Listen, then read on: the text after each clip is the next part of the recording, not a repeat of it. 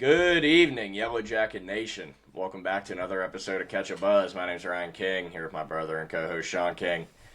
Jackets pulled another one out of their hindquarters up in Boston this afternoon slash evening.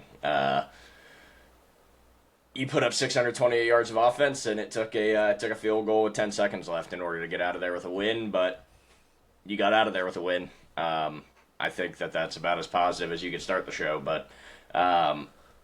It was very ugly, but haynesking had another Heisman performance, and as I said, you're 9-1 now, and you've put yourself in a situation where you're going into Pitt next week, and every game from here on out is essentially a playoff game, and hopefully we're going to be approaching it that way. Key said that's how Tech's going to be approaching it in his post-game presser, and really, it's the defense more than anything. I mean, that's going to be the big story from today. What do you think, Sean? Yeah, it's 2 weeks in a row where the defense has been unable to get off the field. It feels like every single drive, they give up a big play. They give up a big third down, especially late in the game again, where it's 3rd and 20. I don't know how many times we have talked about 3rd and long on this Georgia Tech defense, and we continue to find a way. I was at Dave & Buster's with one of my buddies, and I was like, look, and and backstory, he's not a a Georgia Tech fan, and I'm like, just watch, 3rd and 20, they're going to give it up, and just wide open, again, once again, this defense that I've talked pretty highly of all year, except last week, has found a canyon that they've been unable to get out of these past 2 weeks, and it's pretty abysmal. Just to give up 550 yards to a Boston College team who's 1-9, who can't seem to find a way to be successful. Maybe it honestly might be the most points they scored all year against the Power 4 team. Luckily, we have, like you said, haynesking, a Heisman finalist, who was able to bring us out of that, and Jordan Allen, a true freshman, who is an absolute baller. Malachi Hosley, an absolute baller. Jamal Haynes, who needs to sit his ass on the bench. As much as I love him the past 2 years, he has brought us a lot of excitement. Something's wrong with him, clearly. He cannot find a way to find the open hole. He does not run downhill. He continues to jump cut 4 yards behind the line. It's bad. And I'm not here to talk about the offense. I think the offense is doing enough to win football games at the highest level.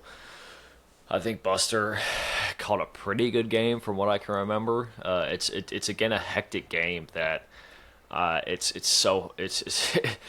got to go watch the whole game back to just really put my finger on how we did on the offensive side of the ball. Obviously, we put up over 600 yards of offense, which is spectacular, which you should do against a Boston College team.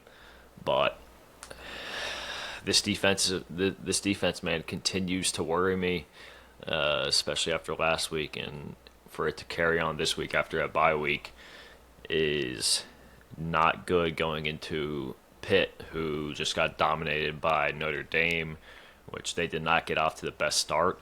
They caused a turnover, which our defense seems to be incapable of, and you're gonna have to find a way to get some takeaways to jump out to an early lead, because this defense right now, even with all of our starters fully healthy, continues to be incapable to find a pass rush, and our linebackers continue to seem to not be able to drop back and pass cover in the most important downs.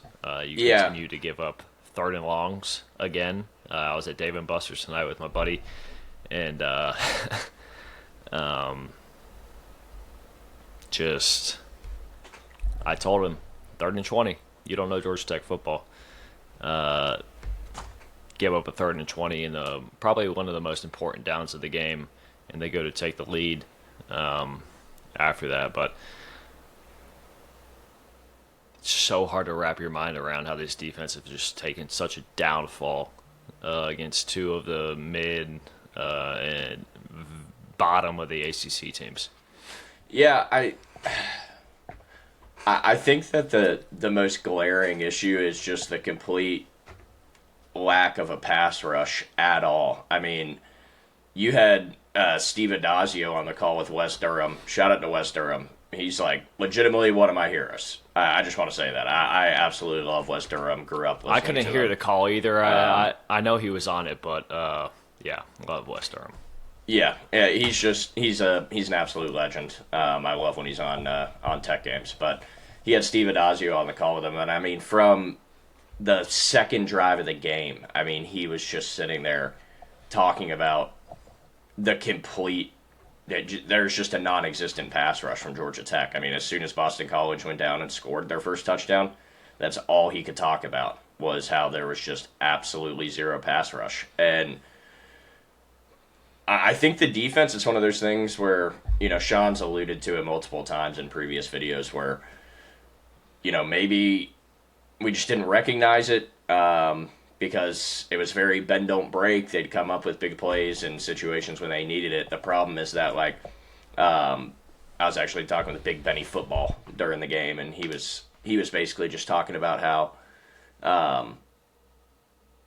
as Tech fans, at least since we've been alive, I mean, I don't even really know when we saw decent defense. All I could think was the Philip Wheeler, Michael Johnson era in the mid to late 2000s. And then he mentioned 2014. In 2014, I agreed because it was a bend don't break defense, but it was a legitimate bend don't break defense because they forced an ungodly amount of turnovers that year and actually got themselves out of jams. I mean, we kind of did that at the start of the year, but when we don't do it, there's nothing to fall back on. I mean, it is. And I think the most concerning part is that it's obviously, at this point to me, it's obviously a coaching issue because so many of these guys that are out there playing for you were on this defense last year under Santucci and seem to have just all regressed. It doesn't happen. It's one thing if you have one player or two players that are having a down year or something. You don't just have the entire defense regress. Unless it's a coaching thing. And you really see it in the passing game because you've got backers and you have a secondary who just constantly look lost out there. They look like they have no idea where they're supposed to be on the field. And, I mean, it's pretty obvious when anytime you've got a team targeting anybody over the middle, there's no one within 5 to 10 yards. I mean, they're just running wide open down the seam, wide open over the middle. It's very concerning. And yeah, I just to pivot to the offense a little. I mean, the offense was obviously great, but we continue to have some red zone issues. And the 2-point call, throw that one in the fucking trash and burn it, Buster. That was one of the worst play calls I've ever seen. But yeah, I think one of the other just glaring things, and I mean, I don't think it's really controversial to say at this point. I mean, Jamal has clearly regressed. It seems to be mostly mental at this point, because he just seems to have a complete aversion to just getting downhill, hitting his holes. Because at a certain point, it's not just the play. You're not just getting blown up in the backfield because it seems like it happens one play, the next play Hosley's in, and he's just hitting a hole hard and gaining 12 yards up the middle. So I mean. He dances around a lot in the backfield, as you said. He doesn't get upfield. And the problem is that he's a former wide receiver. You expect him to be pretty sure-handed, and then he just drops a wide-open touchdown. Oh, my God. And that was back-breaking at the time. I mean, that's just one of those plays that as you're watching it, you're thinking, it's over.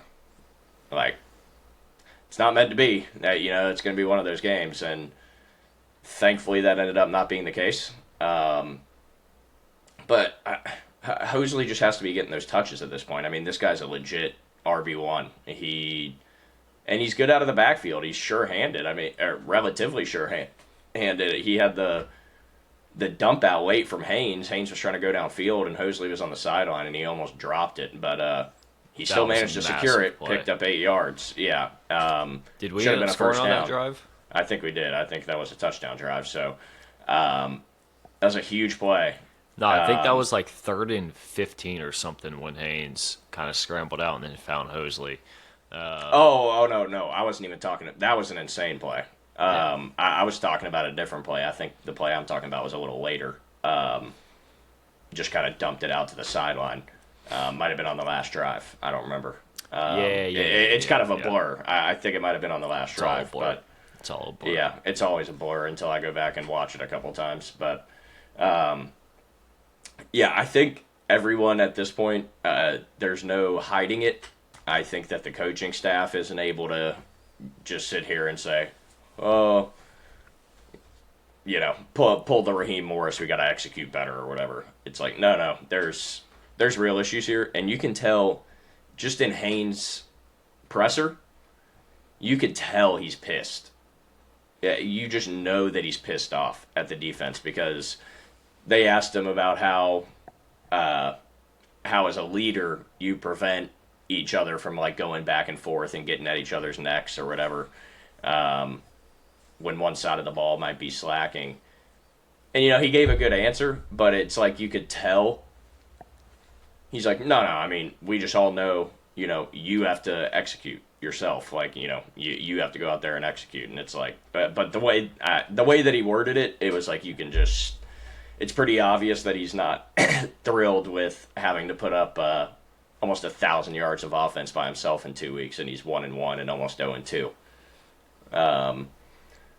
So it's absolutely got to change down the stretch here, and there's a part of me that thinks it's going to, because it would be very Georgia Tech to sit here and just fucking lay an egg against NC State, almost just completely have doo-doo running down your drawers against Boston College, and then come out and like blow out Pitt by 20 points next week and beat Georgia or something, or even if you don't, go win the ACC.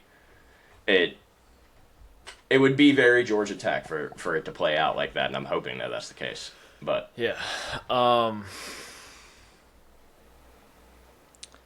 haven't been able to go and look at the pressers and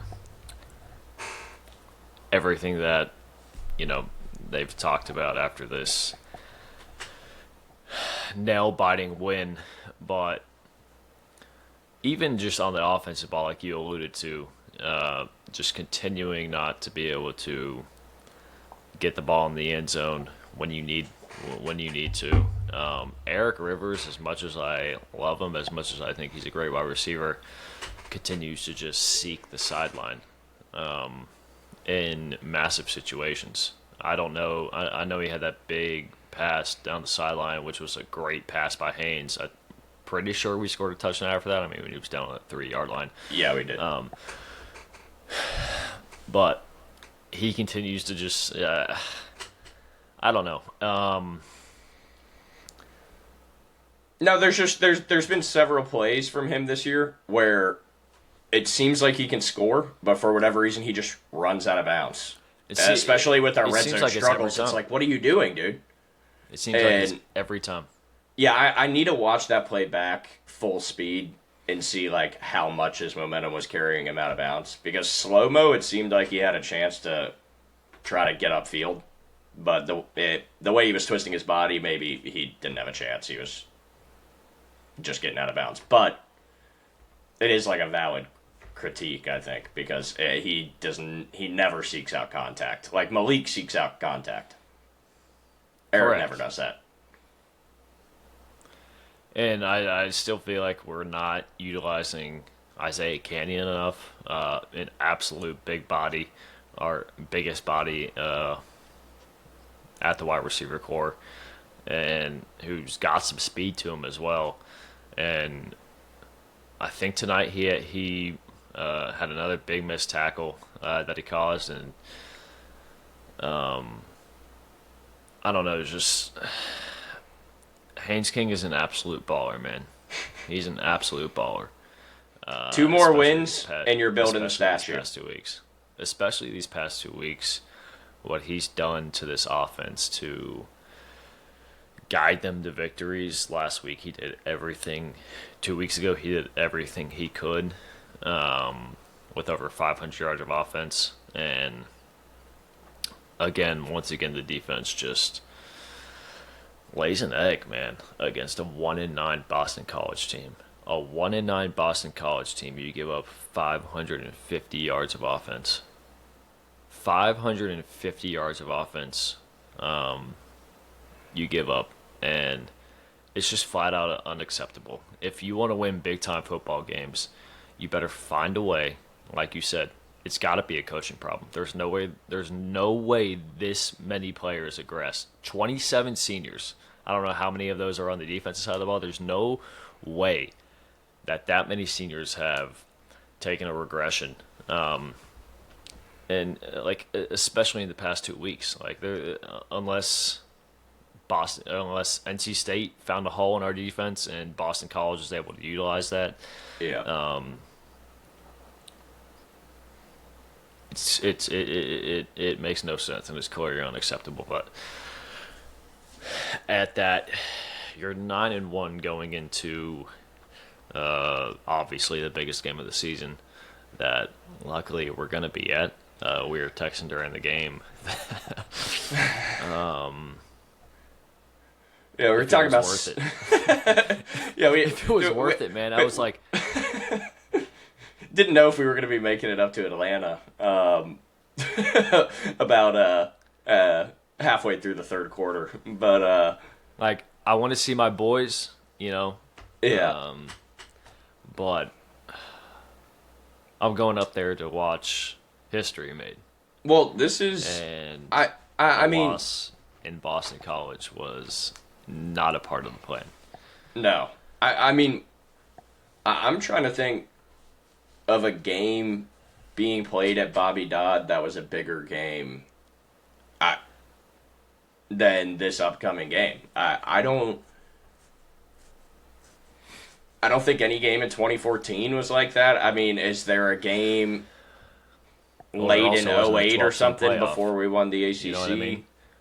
There wasn't a 12-team playoff. There was never a case where we'd be in contention to go and win the national championship. And as long as unless we won out the and won playoff, the ACC. as long as you get into the playoff, you've got a shot. So that's never been the case since 1990. Yeah, and yeah, I don't know. I mean, I guess maybe I'm just trying to think about it. Maybe like '08 or something. There was a home game, that got you to the ACC championship. Nut Nesbitt. But baller. But yeah, I don't know. I'm super excited to be there for the game. I'm very concerned about how it's going to play out. But like, there's a part of me that's just like, okay, we've just been laying these eggs the last few weeks, and this is when we're gonna kind of find it, and we're gonna officially turn the corner. Like, everyone is gonna slowly kind of have that realization of, okay, we're playing for our season now. Like, you're through that. Yeah, you have the start of the year. You have those first 4 or 5 games where like the season is still fresh, and I feel like you get into those games in the middle of the season where it's just like it starts to be a drag, and you're just like trying to get through every single week. But now you're in November, and you're at the time of year where it's like, okay, these games are directly impacting how the rest of our season is going to play out. I mean, they are, for all intents and purposes, they are playoff games. It's like you have to win every single one of these games, with the exception maybe being Georgia. And even that, I think that if you lose to Georgia, you have to lose by a touchdown or less. Because they might, well, maybe not with USF losing now. But I think that they, like, prior to that, they might have tried to leave you out. They might have put 2 fucking Group of 5 conference champions in over Nah, you. I really think the only way that was going to happen is if Duke made it and won it, Oh, and they okay. lost to Virginia. So That makes sense. I mean, they were really the only like the big like Virginia winning tonight was absolutely massive for the ACC. Yeah. They were really the only one-loss team in the ACC that was in contention, with 4 losses that could have been ranked below 2 Group of 5 conferences in James Madison and USF, who I know USF lost. I don't know what James Madison did, but yeah, I think the ACC should be a shoe-in now as far as the conference winner, since Duke's eliminated, Louisville's eliminated, eliminated. Now it's really up to Pitt, Georgia Tech, Virginia, And Miami. maybe Miami's back in it. Yeah, that Louisville loss might have helped Miami. I don't know. I don't know. what the odds look There like. was already 5 teams with 1 loss: SMU, Virginia, Tech, Pitt, and I guess Duke. So Duke lost. So I guess 4 teams. So Miami's got to have another one drop, which obviously Pitt and Tech will help that cause as long as they beat Pitt in the last game of the season.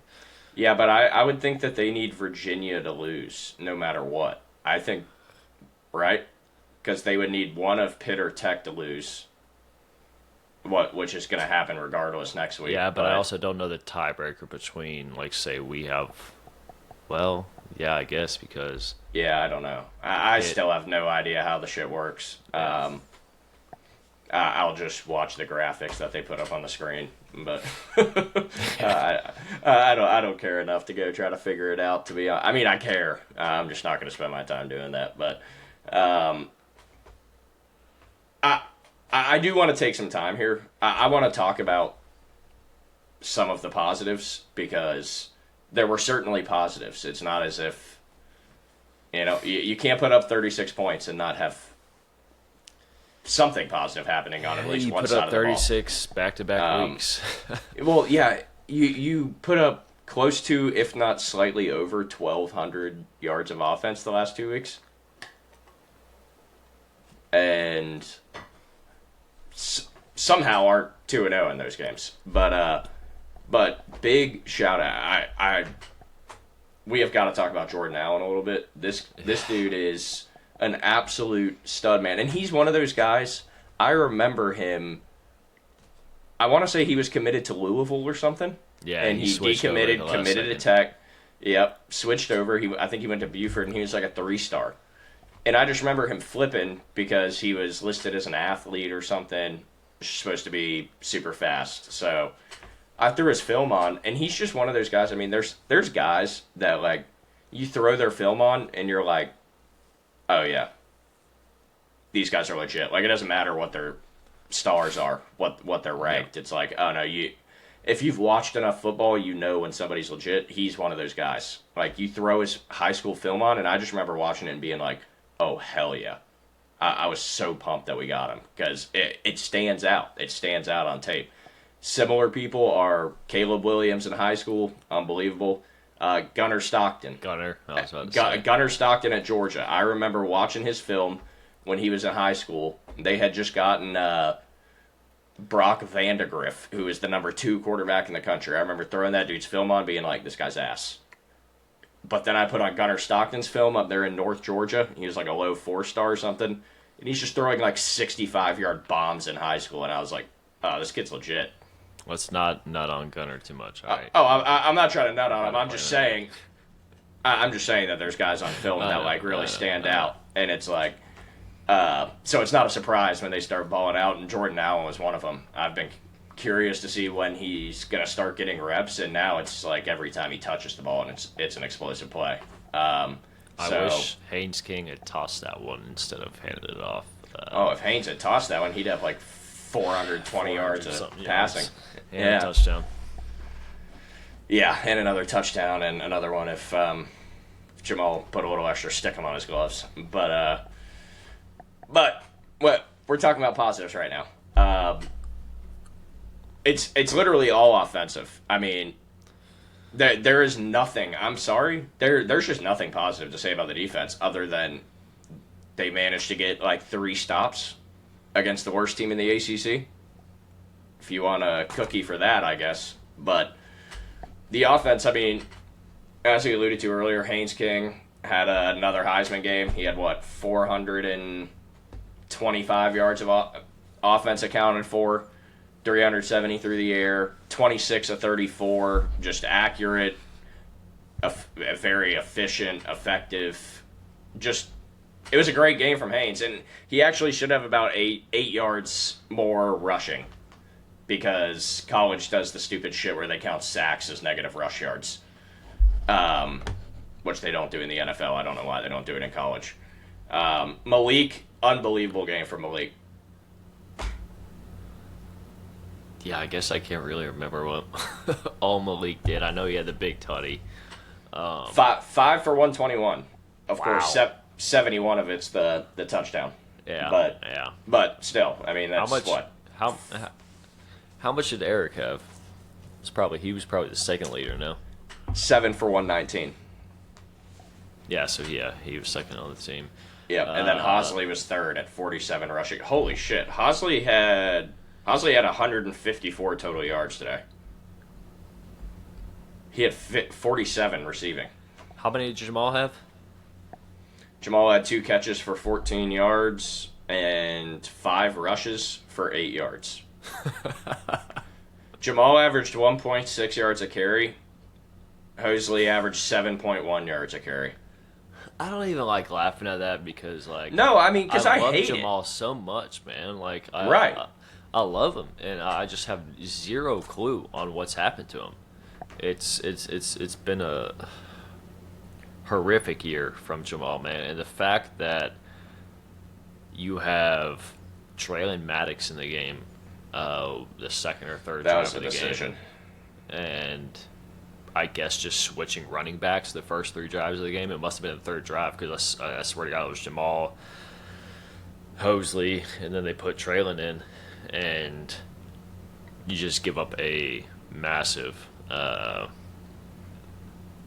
fumble early on in that game when we were driving, and just completely detriment to every single thing you've done to that point. I mean, I feel like the offense was playing well. The defense has given up a touchdown, but well, it's been a consistent theme this year where we sit there and the offense will start out real promising, and we'll be moving the ball down the field, and then we'll just get boneheaded penalties. We'll turn the ball over. It's been a consistent theme throughout the season. It's not every game, but it's frequently that we have these stumbles that you still end up having an incredible game, but and I don't remember if that fumble went and translated directly to points for Boston College or not, but I think it did. And the thing is, I'm pretty high on Traylon Maddox. I think he's going to be a good running back. Yeah, 100%. But I just don't understand why he's in that game. That he literally had 2 rushes. He had 2 rushes in the game. Why was he in right there? When it's not a necessity. Because here's my thing. Hosley needs to be getting basically every single touch from a running back. Jamal needs to get brought in on special design plays. Plays designed for Jamal. They can be some creative run schemes or him running wheel routes. Why do we never run wheel routes? Wheel routes out of the backfield, shit like that. That I think Jamal would be good at. I was talking to Big Benny earlier. My only concern with that is I just don't know how well he would respond mentally to getting relegated to It's gay as fuck. getting relegated to a smaller role like that. But yeah, and like you said, I mean, it's just hard because I love Jamal. He's somebody who brought this team exactly back from out of the gutter. Exactly. He helped drag us out from hell. He will be remembered for that. I mean, no matter what he does the rest of this season. The performance he put up against UGA last season, Yeah. and the entire season last year. He was one of the best running backs in the entire conference. But you bring in Malachi Hosley, and man's been an absolute dog. So Yeah, and you've got him next year too, which is spectacular. I mean, dude, Hosley in the backfield, you better have him next year. having a guy like that in the backfield, you better pay him whatever he wants next year, because a guy like that in the backfield is so invaluable when you have Philo coming in trying to fill Haynes-King's shoes.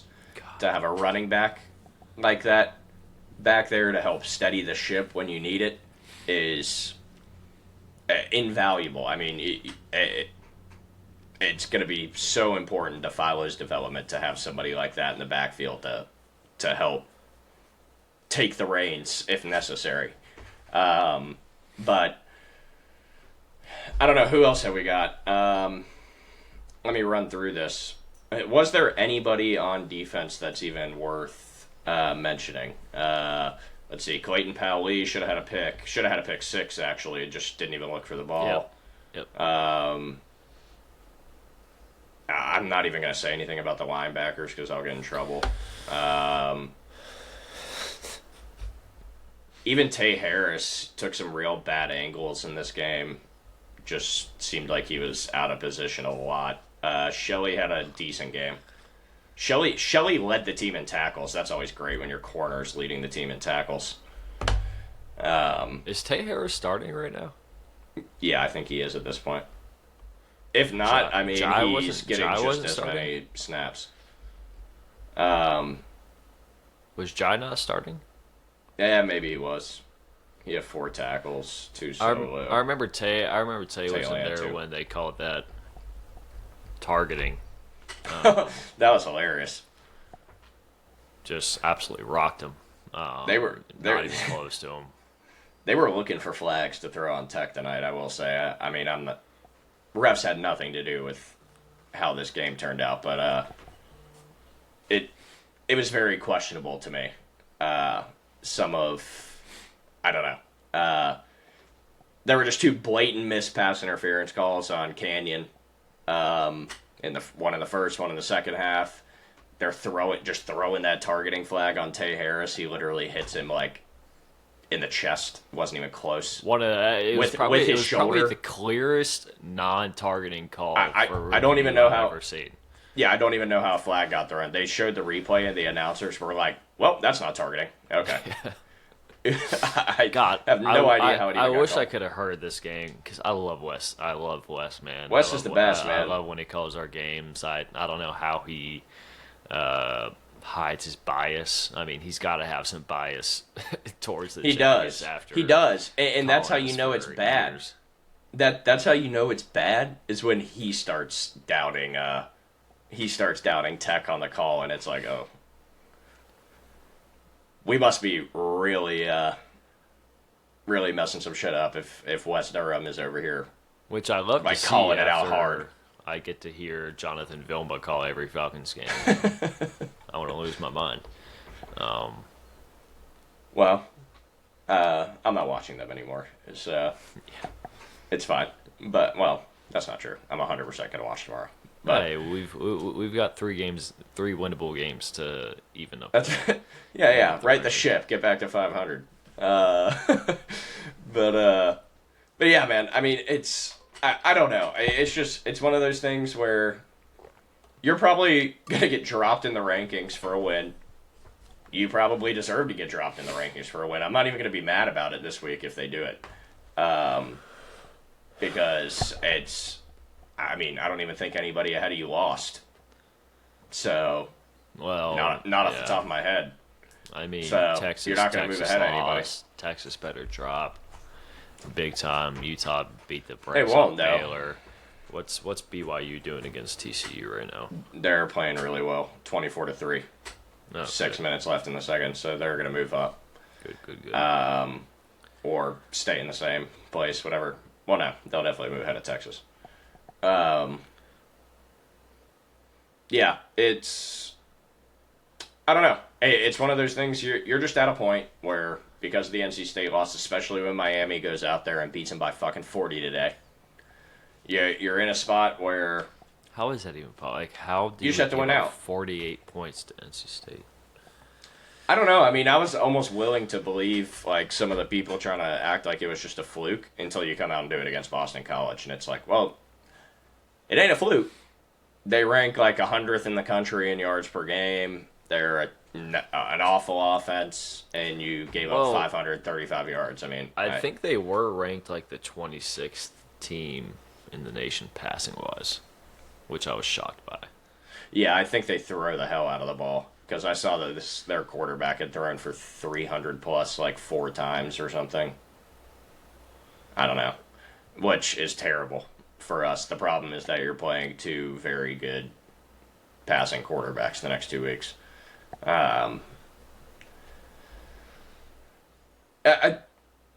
The big thing for defense, you've got to find a way to create turnovers. Your secondary needs to jump a fucking route every once in a while.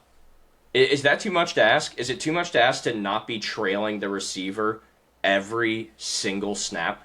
Can anybody win a snap in the secondary? Jump a pass. Even when they're playing man, I mean, DBs turn their hips way too quick. They get going vertical way too quick, and they just have no rate on the ball. It's like, well, and that's the part that's mind-boggling because Gideon is a secondaries coach. I know. That should be the least of our worries on defense, but like, again, they can't cover for 10 seconds every single play. I mean, this pass rush is unbelievable and in a bad way. We finally got a sack late in the game at a big point. And I'll tell you, I knew it was going to happen. When we gave up the 3rd and 20. It was an announcer's jinx. They literally, the moment that, I can't remember exactly what they said, but they were just like drooling over Boston College's offensive line, and I was like, please God, announcer jinx. Come on, sack right here. And that's exactly what happened. You have an 8-yard sack. And I think that every single Tech fan watching that game immediately thought, oh no. They have us right where they want us. What happens? 35-yard pass on 3rd and 19. Like clockwork. I mean, it's got to be the 4th or 5th time this year. Every time. Every single time we get a sack, we do something good on defense, or we find a way to give up a big play in the most critical situations. And I think I have a pretty good explanation for why it happens also. Because what do you do after those plays every single time? Play drop zone. You continue to rush 4 and just play drop zone. Is it, like, how hard is it to just rush 6 guys every once in a while? Not run a delayed corner blitz, run some stunts. I felt like we were doing early on in the season. Why don't we run stunts? I felt like we were doing that early on in the season, and now it's just continually 4-man rush. Or it's 5. At most, it's 5, and it's either a delayed blitz from a corner or a delayed blitz from a backer. And if it's not delayed, the backer's not cheating up to the line and being a 5th guy on the line. He's just sitting there 5 yards behind the ball and running up. It's bad. It's really bad. I mean, and somehow it feels like it's getting worse, which is very concerning. I don't know. I know we're the damn negative guys. I don't like being the negative Tech guys. I know that's who we are. We're not the negative Tech guys. It's reality. It's reality that our defense has been absolute trash the past 2 weeks. I don't think we've really been negative about the offense. It's no. We have I want to say national championship caliber offense. When we have the right guys out there, if our defense can find a way to get takeaways and be consistent on 3rd down, 3rd and long, I think we're right up there with the best of teams, and we just can't find a way to do it, especially these past 2 weeks. It's a massive concern especially going into next week with one of the best passing offenses in the league. I wasn't able to watch Pitt versus Notre Dame today. I was golfing, but Well, dude, I'll just tell you, watching Notre Dame's defense compared to Tech's, it is like yeah, night and day, dude. It is night and day. I mean, they're so creative in their schemes. They execute it so well. I mean, they were just in Heinzel's face non-stop. I mean, from the opening snap, they were in his face. Pitt had a pretty good drive on their opening drive. They had like a drop ball, and then a penalty or something that just screwed their drive, and then that was basically it. But Notre Dame's defense, I mean, just suffocated this guy. Just they were constantly in his face. They were forcing him to get the ball out quick, and when they forced him to get the ball out quick, you know what they were doing? They had DBs with their eyes on the quarterback, and they're jumping routes. They're picking the ball off. They're playing defense is what they're doing. They're actually playing defense. It's like kind of a wild concept. They're not just it just out seems there like in our la la back land. seven, our back seven never has their eyes on the quarterback. Ever, man. And when they Ever. do, they're trailing him. They're trailing their man, and it's just a wide open, easy pass. So there's a lot of questions. Sorry, I was dialed into my burger. Smacking over here. My God. Oh shit, dude! I swear to God, it's these new mics. It's these new mics that catch up that catch all the background noise. So it's God, dude. All I know is we're gonna be there next week, and Yeah, I just think hope honestly. I hope it's another. I hope it's another beautiful game that we get to witness next week, like we did last year against Miami. Yeah, I hope it is a. I hope it's a 7:30 game. I want it to be a night game at Bobby Dodd. It's gonna be packed, especially if it's a night game. If it's a night game, it's gonna be fucking packed. And I'm pumped. I'm pumped to be there. If you guys are gonna be there, let us know in the comments like where you're sitting and come talk to us if you want to talk to us. I don't know. Sitting. Yeah, we'll be up in. Did I say sitting? So, We'll be. We're sitting in 205. So. Yeah, I don't know. I don't want to like dwell on this game any longer. We've already been going at it for like 40 minutes or something. So I mean, it was very ugly, but the Jackets won. The Jackets are 9-1, and I don't know. You're probably going to drop in the rankings. I'm praying that we just stay in the same spot, but at this point, I don't really give a fuck because if you go out there and you beat Pitt, you kind of control your own destiny. How do you drop a 9-1 team? How do you drop a 9-1 team? It's hard. It's hard, but I also don't know if I would blame them if they beat a 1-10 team by 2 points on a field goal with 10 seconds left. So I don't know. Like All right, you want to point talk about to it. like Talk about SEC, everybody like else A and who M. won a close game. Well, you want to point to like A and M, right? But even then, that's like a 3-6 But team. it's It's not a SEC. fucking. It's not a fucking 1-9 team. This team literally only beat an FCS team the entire year, and they First game of the were- season. first game of the year they've lost 9 in a row, and they have like not even mentioned all game. I don't think they had like 20 guys out today. Yeah, I saw that. Their injury report was batshit insane. They had so many guys out, and still that's the result that we got. So it's like I won't even blame them, to be honest, because the defense has been about as bad as it could possibly get the last 2 weeks. You just happen to have one of the best offenses in the country. That's Gideon kept you better in the find a way first to game put him and beat back you on the track. second game. He's got to. He's got to because at this point his job's on the line. I mean, if you sit here and you blow this season because you can't get 4 punts a game, I mean, It's going to be so frustrating after seeing the strides the defense made last year if like the downfall of this team is just like not re-signing or not like paying Romello height and then just completely falling off defensively when you're probably returning like 8 starters. But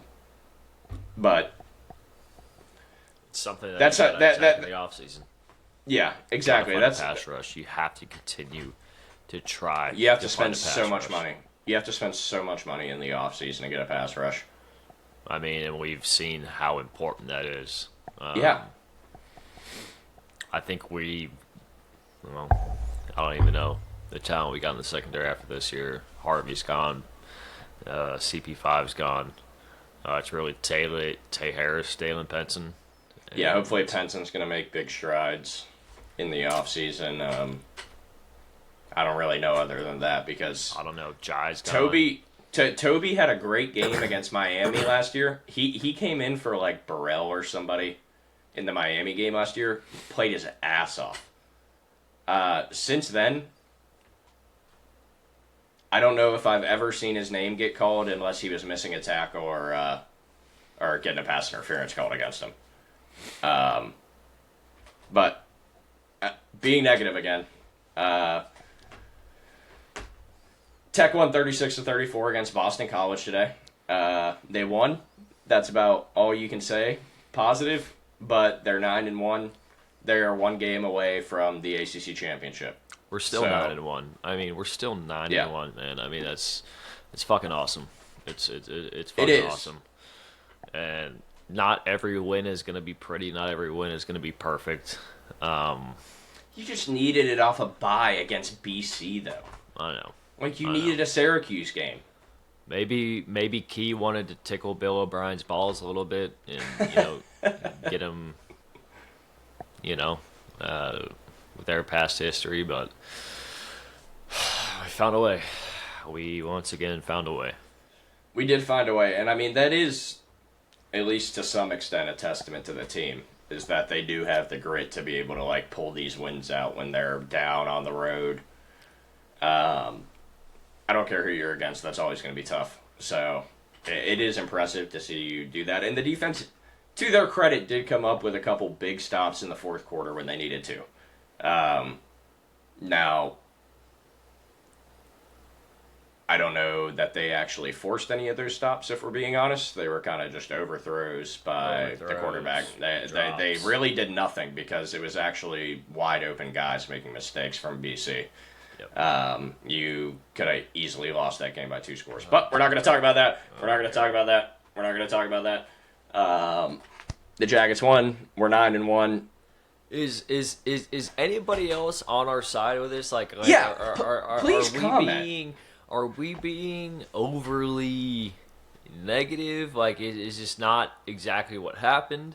I feel like we just come on here and it's we're basically just relaying what we watched. I mean, like, I feel like it's nothing crazy that we're saying. I feel like if we win the game, people just completely black out everything else that happened. They're like, why are you being so negative? We won the game. Right. It's like, well, did you not see everything else that kept this game this close? Were you not frustrated watching the game? Were there not things you were seeing where you're like the thought never crossed your mind that we were going to lose this game? Like, and there were things that you're looking at? I don't know. I mean, maybe we're just crazy out here watching it completely differently than other people do. But I don't think that that's the case. No. I don't either. But 9-1, man. It's been a hell of a ride this season, and I fully expect us to continue this ride going into Mercedes-Benz. So, God, I just want to be 10-1 going into Georgia, dude. I just want to be 10-1. Well, we need to be 10-1 going into Georgia now, but I think we're going to be, and I'm excited to be watching it in person next weekend. And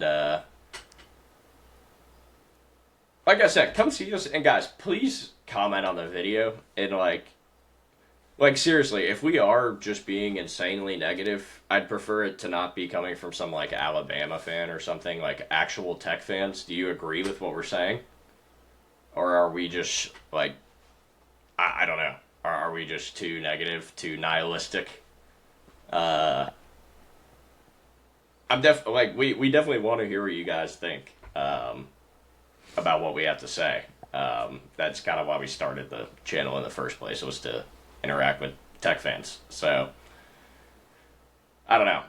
Do you have any like final thoughts, Sean? I mean, I think it kind of wraps it up. I mean, we've been going for a We've while, been but going it's just for a like, while, as we always do. We seem to just yeah, ramble and ramble and ramble for like 40 minutes. So, yeah, um, nah, man, it's another great performance from the offense. I think Buster's continued to call great games, and more about execution, like the Jamal drop and some other drops that I think hurt Haynes-King's stats. And again, I think we've got one of the best players in the entire country on our team, leading our team at the quarterback position. And I think there's a lot left in this team, and I don't want to see it come to an end next week, especially when I'm there watching it with my own two eyes. And it's just again, a great time to be a Jacket. Great, great, great, great time to be a Jacket, and I can't be more excited for what the future holds this year and for what Key continues to build moving forward. yeah, man. I don't think I could have put it much better myself. I mean, I don't want it to be misconstrued. It is like an amazing season to be a Tech fan. I think, as I've said previously, Sean and I just want to see this. We want this ride to last as long as possible. I think that's why we focus on some of the negatives that we see. That you pull out a win, but what were the things that almost prevented you from pulling out that win? I mean, we're just trying to like be aware of those issues so that we can look out for them in games going forward, see if we Correct. correct those issues, because that's The signs of defense is progress, gonna right? watch our defense is gonna watch our progress or our podcast, and they're gonna Right. listen to what we have to say. And I think all of us Tech fans are gonna benefit from that. Yeah, don't And worry, guys. I'm DMing Jai Gilmore, Tay Harris, Jordan Vandenberg. I'm actually meeting. I'm just gonna show up at Jordan's laundromat. We're gonna hash it out. I'm gonna tell him, hey, do you need to put a? Never mind. I'm not gonna say that. But anyways, we're just trying to acknowledge the things that could keep Tech from going as far as they have the potential to go. Like Sean said, when you've got a guy who's one of the best players in the country, this guy is, as I said earlier, if he wins the next two games, even if they don't win the ACC, if he wins the next two games, I think they're going to be building a statue of this guy out in front of the stadium. Um, the potential is there, and the offense is playing the best it has ever played, ever.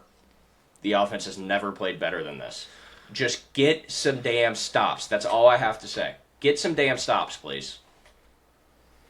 I agree. I agree. Let's end this shit.